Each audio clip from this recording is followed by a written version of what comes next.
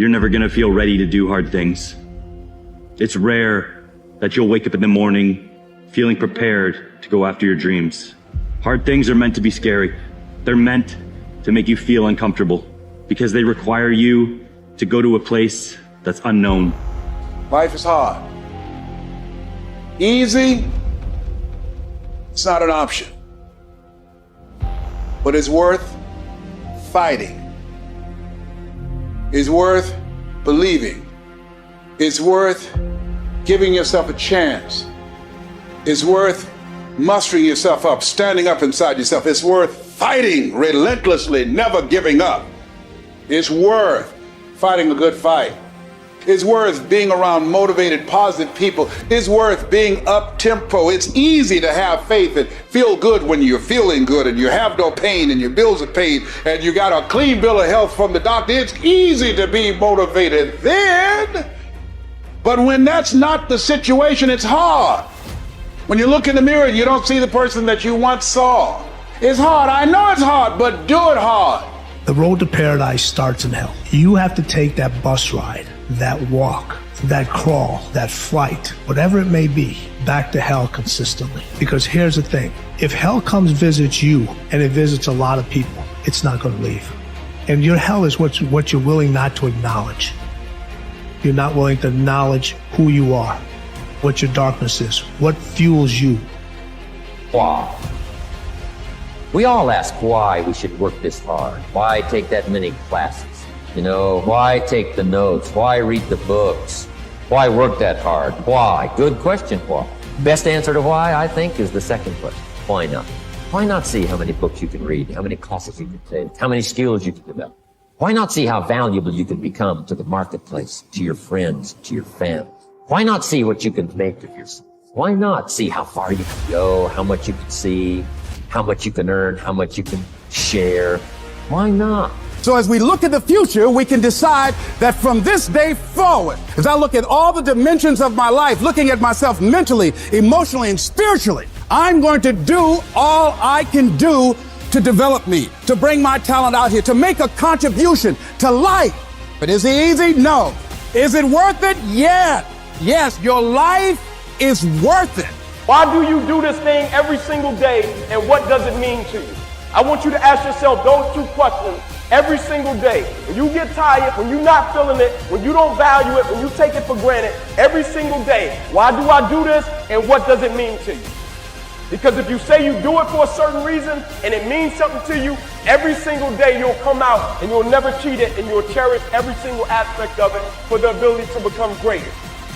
That those minutes and those hours, they turn into weeks and months and years, and holding the line in those critical minutes will put you in an infinitely better place physically and mentally if you maintain the discipline. So work through the weakness, fight through the temptation, hold the line. No one's coming. No one. No one's coming to push you. No one's coming to tell you to turn the TV off.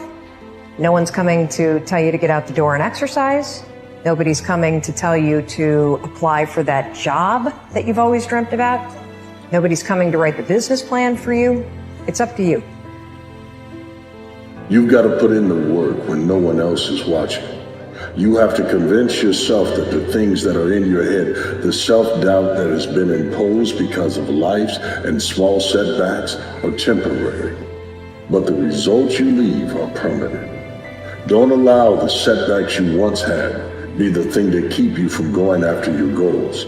Set those goals higher. Stop looking for validation from the outside and start believing on the inside. That if I got up this morning, it's because God had a plan for me and I need to fulfill it. You know you have the desire to achieve more. And so what's it going to take for you to start rewriting the story in your life? See, the problem is you have bought into this false narrative that you are destined for failure because you come from a failed family.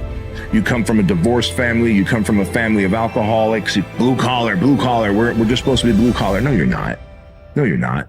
You can make as much money as you want. You can have as much freedom as you want. You can have as much opportunity as you want, but you got to go out and get it, because I can tell you right now, every single one of you out there have exactly what you deserve.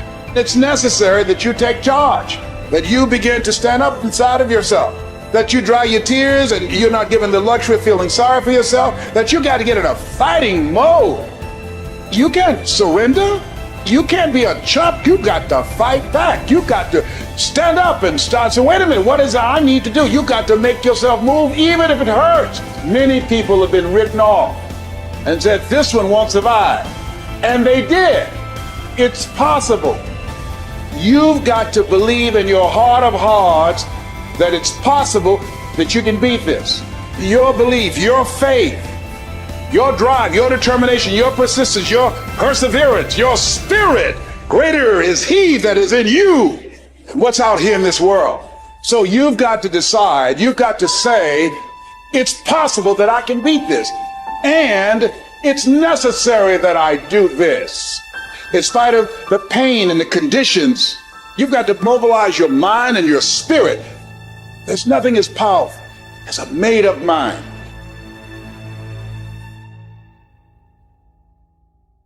Wanting to become a better version of ourselves is something everyone desires.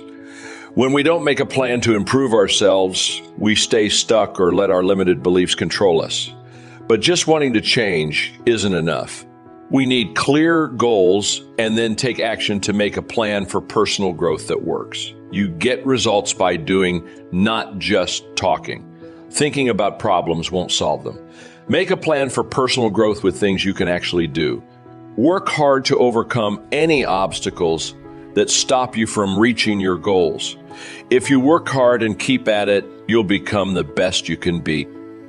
What's a plan for personal growth? A plan for personal growth is like a customized plan for your life. Start by figuring out what makes you happiest in life. Then work backwards.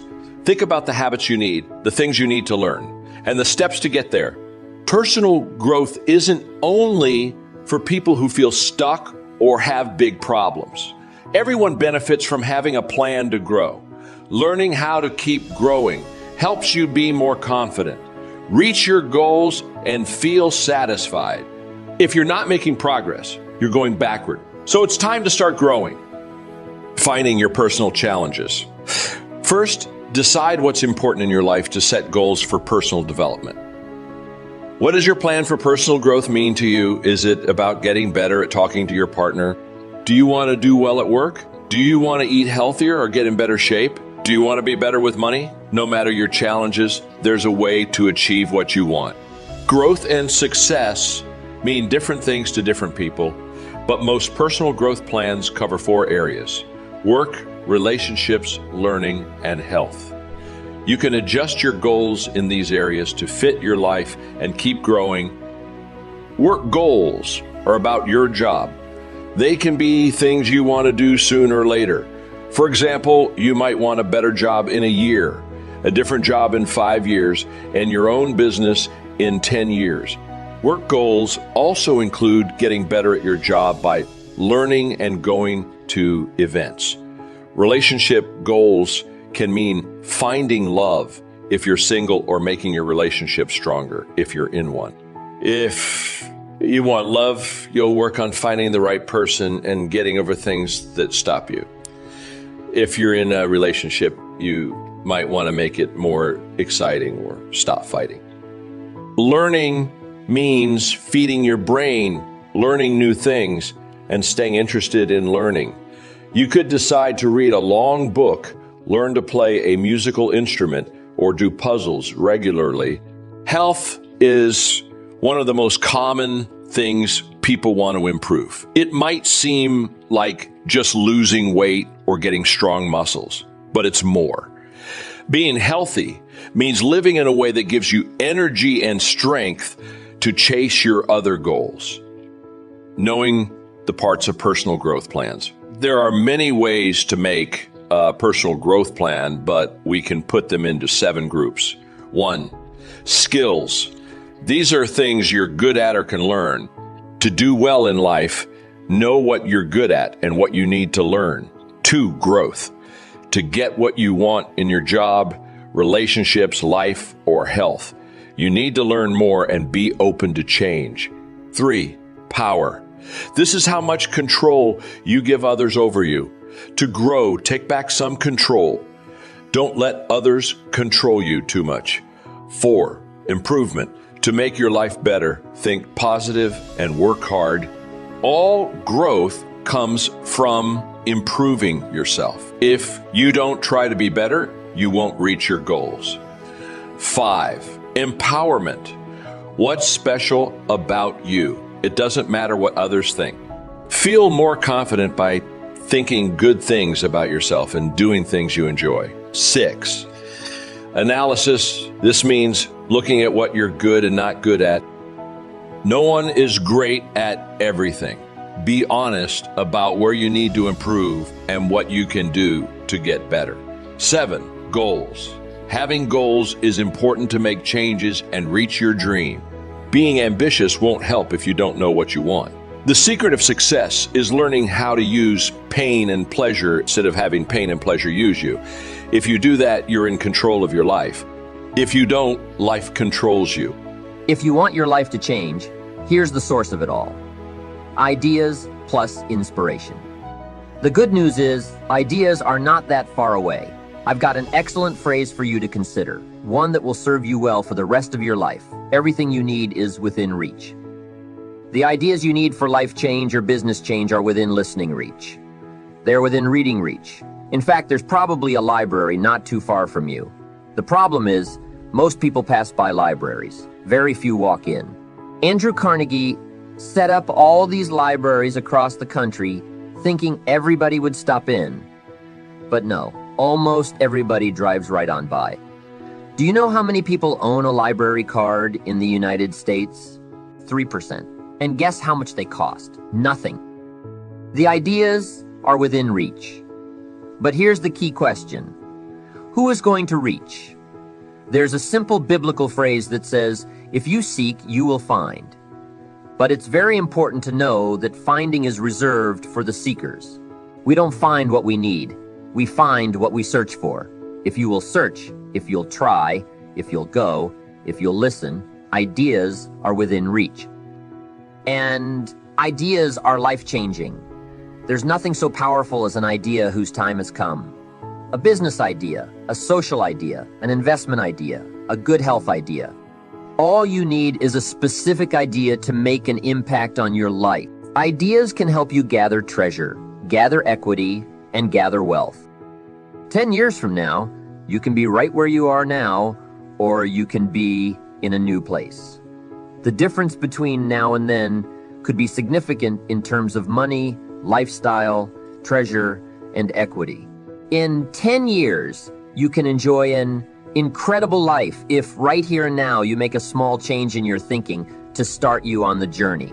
The key is to start right now gathering the ideas and making the changes that will take you further along this new road. Ideas can change your life, and sometimes all you need is just one more good idea in a series of good ideas. It's like dialing the numbers of a combination lock. After you've dialed 5 or 6 numbers, the lock may not come open, but you probably don't need 5 or 6 more numbers. Maybe you need just one more number, one more idea. Maybe a seminar or a sermon can provide it. The lyrics from a song could do it. The dialogue from a movie could do it. Conversation with a friend might do it. If you keep your eyes and ears open, you'll find that one last idea you need. Once you find that idea, the lock comes open, and there's the door for you to walk through. Just one more idea, no matter where you get it, may be all you need to open that door of opportunity. If, however, the lock still doesn't open, you may be lacking in inspiration. Who knows why some people are inspired and some are not? Some people find a great idea and turn it down. Some people say that it costs too much. Some people say that it's going to take too much time. Some people are too busy. There are a lot of different reasons why some people are inspired to take advantage of a good idea while others pass it up. I call it mysteries of the mind, and I just leave it at that. there are some things I don't try to figure out. Some people buy and some don't. Some go for it and some don't. Some change and some don't. And if you've been around for a while, you can usually spot those who don't take advantage of a good idea. A man asks me, "How come all this stuff goes wrong for me?" I say, "I don't know." The most I've been able to figure out is that those kinds of things always happen to people like you. I'll bet he's one of the ones who don't take advantage of good ideas. If he continues on that path, he'll probably never find the right combination. That honor will always fall on the ones who do. Like you.